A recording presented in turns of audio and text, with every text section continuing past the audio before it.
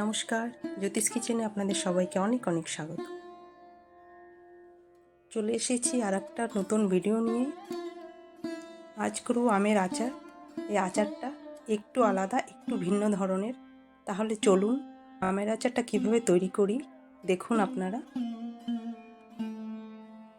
প্রথমেই কটা আম নিয়েছি, আমগুলো ধুয়ে মুছে পরিষ্কার করে রেখেছি। এবার সেই আমগুলো আমি কেটে টুকরো টুকরো করে নেব। দেখুন কিভাবে কাটছি। আমের পিসগুলো এইভাবে লম্বা লম্বা চিকন করে কেটে নেব। আমগুলো আমার কাটা হয়ে গেছে। এবার এগুলো নিয়ে আমি রোদে শুকাবো, 3-4 ঘন্টার জন্য রোদে শুকাবো। আর লক্ষ্য করছেন বন্ধুরা, আমি আমে কিন্তু নুন হলুদ কিছুই মাখিনি, এমনিই শুকিয়েছি। তাহলে চলুন এবার আচারের মশলাগুলো ভেজে নিই। আমি একটু মৌরি ভেজে নিলাম, হালকা ভেজেছি, বেশি ভাজিনি।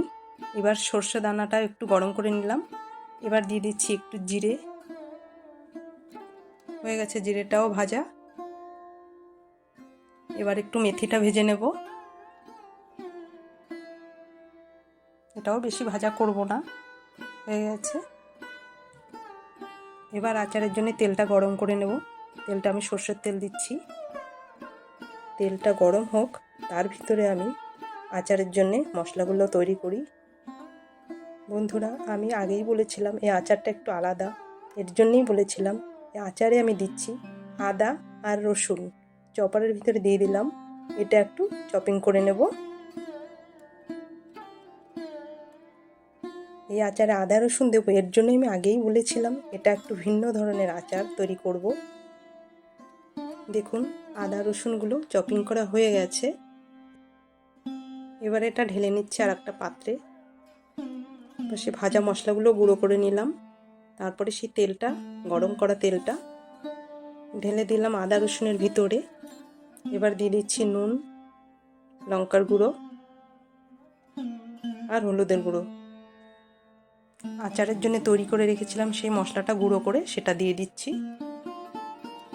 এবার সব কিছু ভালো করে মিশিয়ে নেব।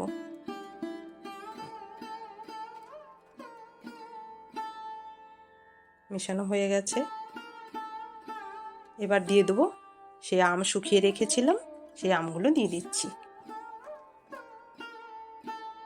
এই আদা রসুনটা দেওয়ার জন্যই আমি বলেছিলাম এটা একটু আলাদা ধরনের আচার হবে।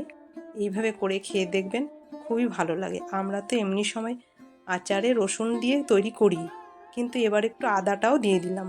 একটু বানিয়ে খেয়ে দেখবেন, ভালোই লাগে। এবার সব কিছু আমি ভালো করে মিশাবো, আম মশলা এগুলো ভালো করে মিশিয়ে নেব।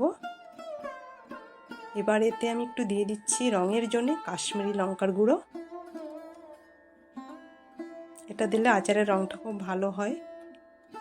আপনারা নিশ্চয়ই ভাবছেন এ কেমন আচার তৈরি করেছে আদা রসুন দিয়ে। একবার বানিয়ে দেখুন, খুব ভালো হয়। আম মশলা ভালো করে মাখানো হয়ে গেছে। আজকে আমি এটা ঢেকে রেখে দেব। একদিন পরে দেখুন আচারটা কেমন হয়েছে। দেখতে খুবই সুন্দর হয়েছে, খেতেও খুবই ভালো হয়েছে। আপনারা বানিয়ে খেয়ে দেখুন। আচারটা আমার তৈরি হয়ে গেছে।